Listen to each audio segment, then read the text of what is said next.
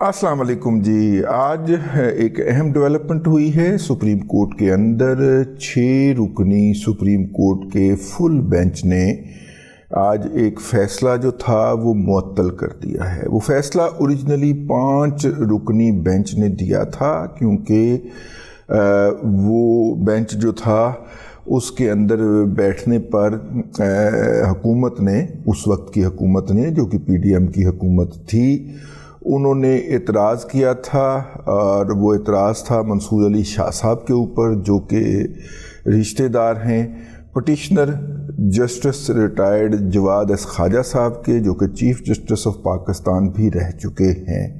Social media के ऊपर बहुत सारी ऐसी वीडियोज़ हैं जिनके अंदर जस्टिस जवाद एस ख्वाजा साहब की हमशीरा और उनकी जो हैं वो भांजी, मेरा ख्याल वो भी 9 मई वाले दिन जो हैं वो फ़ौज को जो है वो ताने देती हुई पाई जा रही हैं। लेकिन मेरा ख्याल है उनकी तरफ से तरदीद आ गई थी कि नहीं ये वो नहीं है, लेकिन वो घुमाया बहुत गया। जवाद एस ख्वाजा साहब जो थे वो पटिशनर बन के आए थे और उनका ये ख्याल था कि, और उनका ये दावा था उस पटिशन के अंदर कि जनाब किसी भी सिविलियन का मिलिट्री कोर्ट के अंदर ट्रायल नहीं हो सकता। और ज़ाहिर है कि अगर ये वाला असूल जो है ये इम्प्लीमेंट होना था तो ये पहले होना चाहिए था, क्योंकि बहुत सारे लोग जिनको अमेरिका की स्पॉन्सरशिप से लड़ी जाने वाली वार अगेंस्ट टेरर में पकड़कर फ़ौजी अदालतों में रगड़ दिया गया था। लेकिन फ़ौजी अदालतों के ख़िलाफ़ अपील तो हाई कोर्ट में आनी होती है, पर हाई कोर्ट के अंदर भी तो कोई जज कम ही होते हैं ना, जो इस तरह की किसी चीज़ को हाथ लगा लें जो कि हमारी उस अदारे से आई हो, तो उसको उसके साथ छेड़खानी करने से एतराज़ करते हैं। तो जवाद एस ख्वाजा साहब के रिलेशन के बायस वो उठ गए थे और मेरा ख्याल है काजी फ़ाइज़ ईसा साहब ने रिक्यूज़ कर लिया था, और वो भी जो थे सरदार साहब जो थे, सरदार तारिक मसूद साहब भी ने भी रिक्यूज़ किया था। लेकिन सरदार साहब का नोट जो है वो रिकॉर्ड के ऊपर है, उन्होंने कहा था कि वो जो प्रोसीजर है एक्ट जो है उसका जब तक कि उस वक्त वो केस का फ़ैसला नहीं हुआ था, वो केस का फ़ैसला नहीं हो जाता तब तक हम नहीं करेंगे। लेकिन इससे एक अहम ख़बर है जो मैंने आपको आखिर में जाके बतानी है, लेकिन उससे पहले मैं इसकी तफसीलात अर्ज़ कर दूं। तो यूँ ये 5 रुकनी बेंच रह गया था जिसकी सरबराही जनाब एजाजुल एहसन साहब फरमा रहे थे, और उसने कहा कि जनाब कम वक्त में किसी भी सूरत के अंदर सिविलियन का मिलिट्री कोर्ट के अंदर ट्रायल नहीं हो सकता, क्योंकि इसकी 3 प्रपोजिशन थी। देखिए, एक तो प्योर सिविलियन हो गए ना, जो उस दिन जिन्होंने जाके हमला किया मिलिट्री इंस्टॉलेशंस के ऊपर। ज़ाहिर है कि कोर कमांडर हाउस जो है उसको, जिसे जना हाउस भी कहते हैं, उसको मिलिट्री इस्टेब्लिशमेंट ही डिक्लेयर किया गया हुआ था। तो उसके ऊपर अटैक हुआ। ये बाहर से गए हैं सिविलियन, तो जो मिलिट्री के लोग हैं अगर वो कोई उल्टी सीधी हरकतें करते हैं तो उनका तो आप कोर्ट मार्शल कर सकते हैं। यहाँ पे तो वैसे मार्शल लॉ दौर के अंदर सिविलियंस के कोर्ट मार्शल भी होते रहे हैं, लेकिन अगर कोई बाहर से बंदा हमला करता है तो फिर फ़ौज को इनिशियल अदालत में, लोअर कोर्ट के अंदर जो है वो मुद्दई बन के सिविल कोर्ट में जाना पड़ता अगर इस फैसले का इतलाक हो जाता, जो कि एजाजुल एहसन साहब ने दिया था। अब एजाजुल एहसन, अब इसके ऊपर जो है वो सरदार, ये जो बेंच बना 6 रुकनी बेंच बना, और इस बेंच की तश्कील के अंदर जनाबे ये जो क्या नाम है इनका, एजाजुल एहसन साहब, वही 3 रुकनी कमेटी ना, सरदार Tariq Masood, Ejazul Ehsan the chief justice. ये प्रैक्टिस एंड प्रोसीजर एक्ट के बाद 3 रुकनी कमेटी होती। वैसे मेरी ख्वाहिश थी 5 रुकनी हो जाती, तरमीम करना पड़ेगी, लेकिन 3 रुकनी कमेटी जो है अगर वो बन जाती है, वो उसने ये बेंच बनाया था ना, ये 6 अरकान के ऊपर मुश्तमिल जो बेंच है ये इसने बनाया था। तो इस 6 अरकान के ऊपर मुश्तमिल बेंच ने करार दिया कि नहीं, मखसूस हालात के अंदर सिविलियंस का भी ट्रायल हो सकता है, ख़ास तौर पे वो सिविलियन जो कि फ़ौज की किसी इंस्टॉलेशन को नुकसान पहुंचाने के हवाले से। ये तो भी डिटेल जजमेंट आएगी, लेकिन मैं आपको पहले बता रहा हूँ ٹھیک ہے نہیں مینوں پتہ نہیں لیکن فیصلہ ہے ہی آنا جو کہ خاص طور پہ جو کوئی مطلب سپائنگ ہے, جاسوسی ہے, ایک بندہ جو ہے وہ جاسوسی میں پھڑیا گیا. تو اگر آپ اس کا ٹرائل جو ہے وہ کریں گے شروع سول کورٹ سے تو وہ تو پھر 20-22 سال چلائے گا نا جی سول کورٹ کے اندر, تاریخیں لے کے, اور تاریخ نہ دے ہیں کوئی سول جج, وکیل جا کے اس کے عدالت کے تالوں کے اندر ایلفی ڈال دیں گے, جج کو پکڑ کے گھسیٹیں گے, بالوں سے پکڑ کے ڈائز سے نیچے گرا دیں گے, ہیں ججوں کا بھی تو ایک ہے نا.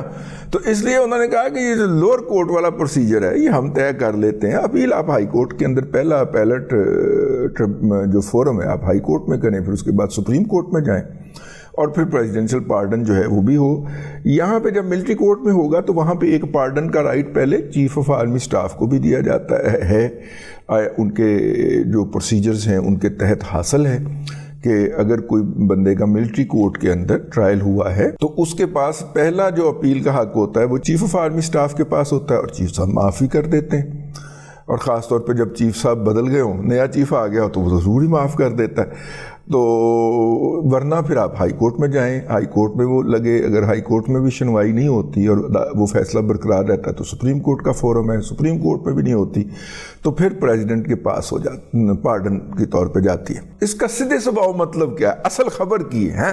اب آپ نے پہنا اصل خبر کیا ہے, اصل خبر یہ ہے کہ 9 مئی کے دن اور پاکستان کی مختلف ملٹری انسٹالیشنز کے اوپر جو حملے ہوئے, جن کے اندر میاں والی کا ایئر بیس بھی شامل ہے, GHQ بھی شامل ہے, کور کمانڈر ہاؤس لاہور بھی شامل ہے, وہ چونکہ ملٹری انسٹالیشن پہ حملے تھے تو ان کے اندر کیے گئے جو ملزمان ہیں ان کا ٹرائل ملٹری کورٹ میں ہوگا. اس فیصلے کا مطلب یہ ہے. اب اس فیصلے کی راہ کے اندر جو ہے وہ 2 رکاوٹیں ڈالی گئی. ایک کورٹ پروسیجر کے اندر, ایک کورٹ پروسیڈنگ کے اندر جناب لطیف کھوسا, وہ پاک پتن والا لطیف نہیں گا جی, طیفہ جاسوس نہیں گا جی, ٹھیک ہے, طیفہ جاسوس کی اور کہانی. طیفہ جاسوس نے بھی آ کے جو ہے وہ لگتا ہے جج صاحب جو ہے وہ والی کہانی طیفہ جاسوس والی بار بار سننا چاہتے ہیں کہ جب میں اندر گیا تو اندر کیا ہو رہا تھا, وہ بار بار سننا چاہتے ہیں, اس لیے پھر اس کو بلا لیا. میرا خیال ہے کل ہے اس کی سماعت. تو خیر یہ جو ہے کیا واحد دور آ گیا.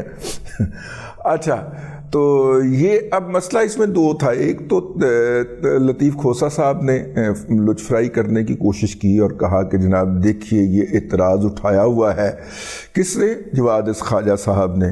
تو جواد خواجہ صاحب کتنے نے, وہ نہیں آئے. اچھا جواد خواجہ صاحب کیوں نہیں آئے؟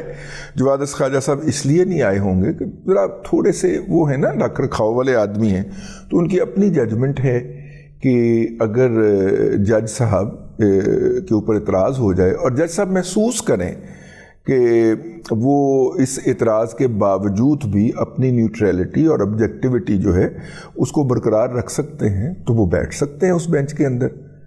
اب وہی جواد خواجہ صاحب جو ہیں وہ جسٹس سردار طارق مسعود صاحب کے اوپر اعتراض فرما رہے تھے, ٹھیک ہے. پھر سردار صاحب نے کہاں اٹھنا تھا, اور اٹارنی جنرل صاحب جو ہے وہ تیلی لگا دی. انہوں نے کہا جناب یہ تو ان کا اعتراض ہی نہیں ہے.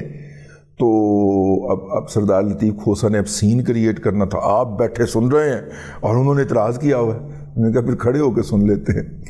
ٹھیک ہے, بیٹھ کے سننا ہے اور کھڑے ہو کے سنیے ایسی. اچھا جی. اور سردار جو وہاں پہ کورٹ میں موجود تھے انہوں نے بتایا کہ لطیف کھوسا صاحب کی لینگویج بھی بہت ہارش اور لہجہ بھی بہت گستاخانہ تھا, لیکن سردار صاحب اریٹیٹ نہیں ہوئے. انہوں نے کہا یار اچھا کھڑے ہو کے سن لیتے ہیں. ٹھیک, ویسے ایسے کہتے ہیں فل بدی جگت. اچھا کھڑے ہو کے سن لینے. اچھا جی. تو اس پہ اٹارنی جنرل نے تیلی لگا دی. انہوں نے کہا یہ تو ان کا اعتراض ہے ہی نہیں, یہ کون ہے, یہ کہاں سے آئے ہیں سردار. اب سردار لطیف کھوسا جو کہ جن کے ساتھ جو ہے وہ پنکی پیرنی ہنسنس کے باتیں کرتی ہے, اب ان کی شان اقدس کے اندر تو گستاخی ہو گئی نا جی. اتنا بڑا مقام ہے ان کا اعلی یوتھ کے ہاں کہ پنکی پیرنی ان سے ہنس کے باتیں کرتی ہے فون کے اوپر, اور وہ باتیں لیک بھی ہو جاتی ہیں. اور سردار لطیف کھوسا صاحب جو ہیں وہ پہلے بندے ہوتے ہیں تصدیق کرتے, آہو میری آواز ہے, میری آواز ہے. ٹھیک ہے، اور ان کی مطلب کہ انہوں نے بات کرنے کی کوشش کی، سردار صاحب نے انہیں شٹ اپ کروا دیا. شٹ اپ کروانا ہی ہے نا یار. تو خیر وہ سردار صاحب کو جناب سردار صاحب نے ان کو دائیں بائیں کر دیا اور آرگومنٹس دیے، اور یوں یہ کیس اڑا دیا گیا. اس کیس کے میرا خیال ہے کہ اگر ہمارے اہل یوتھ سمجھ پائیں، اس کیس کے اندر جو اندر بند ہیں، کچھ چند 100 لوگ جو ہیں جو اندر بند رہ گئے ہیں، ان کو اتنی ہی سزائیں تقریباً ہونی ہیں جتنی کہ وہ اس وقت جیلوں میں بھگت چکے ہیں. کیونکہ جس دن آپ جیل میں چلے جاتے ہیں آپ کی قید تو اسی دن گنی جاتی ہے نا. میں جب رہ کے آیا نا 15 دن، تو مجھے وہ ایک دوست وکیل کہنے لگے کہ مہینے ایک کی سزا تو آپ کی کاؤنٹ ہو گئی ہے، اگرچہ کیس جو آپ کی ضمانت ہو گئی اور کیس بھی ختم ہو جانا. میں کہ پھر کہتے کوئی ایسا جرم کر لو جی سزا مہینے کی دی ہو. ٹھیک ہے. تو خیر کہنے کا مطلب یہ ہے کہ جتنی کی سزائیں اس وقت آل یوتھ قوم یوتھ نے بھگت لی ہیں، میرا نہیں خیال کہ اس سے زیادہ کی انہیں قید کی سزا ان مقدمات کے اندر ہو پائے گی. ٹھیک ہے. تو اس لیے جو ہے پریشانی کی کوئی ضرورت نہیں ہے. اچھا ہے کیس جلدی نپٹ جائیں گے، ورنہ یہی کچھ ہوتے رہنا ہے جو خدیجہ شاہ صاحبہ کے ساتھ ہو رہا ہے. اور جو ہے ہونے دیں، اس پروسیڈنگ کو مکمل ہونے دیں. اس کے بعد ہائی کورٹ کے اندر رونقیں ہی رونقیں ہیں. کوئی انکل ہیں اور کوئی آنٹی ہیں اور کوئی میرا مطلب ہے چچا ہیں، مطلب سارے اپنے ہی بیٹھے ہوئے ہیں نا، تو وہ جائیں گے وہاں سے سارے رہا ہو جائیں گے. بات ختم کرنے کی کوشش کرتے ہیں، اور رہائی کی صورت یہی ہے کہ کیس کی پروسیڈنگ ہو جانے دے ملٹری ٹرائل کے اندر. وہاں پہ جو سزا ملے گی بیشتر تو اسی سزا میں ہی فارغ ہو جائیں گے کہ اللہ جناب اتنی کی سزا تو انہوں نے بھگت لی ہوئی ہے، تو چلیں جناب. اس کے بعد جناب اپنے اچھے چال چلن کی ضمانت دیں اور گھروں کو جائیں. اور جن کی کچھ زیادہ ہو جائیں گی وہ پھر انکلز بیٹھے ہوئے ہیں، وہ انکلز دیکھ لیں گے سارے معاملے کو. تو اس لیے پریشان نہیں ہونا، اور بالکل بھی پریشان نہیں ہونا اہل یوتھ نے. میں ان کا یہ میرا کندھا حاضر ہے یہاں پہ سر رکھ کے، تو آپ آنسو بہا سکتے ہیں، مجھے گالیاں بھی دے سکتے ہیں، لیکن کام تو نال پٹھا پہ گیا جی. اور جو آپ کے وکلا تھے اس بینچ کے اندر، اور جنہوں نے آپ کے ہاں ایک اپنے نمبر ٹانگنے کے لیے ایک پاپولر ڈیسیژن دینے کی کوشش کی تھی، ان کی باری لگ گئی. کن کی باری لگی ہے یہ ہم آپ کو بتائیں گے اگلے ولاگ کے اندر. اب ایک جج نے نہیں جانا، اب اس کے ساتھ دوسرے کا بھی چل چلاؤ نظر آ رہا ہے. اور کس بنیاد پہ میں کہہ رہا ہوں یہ میں آپ کو اگلے ولاگ کے اندر پورے دلائل کے ساتھ عرض کروں گا. فی الحال اتنا ہی. اگلے ولاگ میں پھر حاضری ہوگی. اللہ تبارک و تعالیٰ آپ کو آسانیاں عطا کرے اور آسانیاں خلق خدا میں تقسیم کرنے کی توفیق عطا کرے.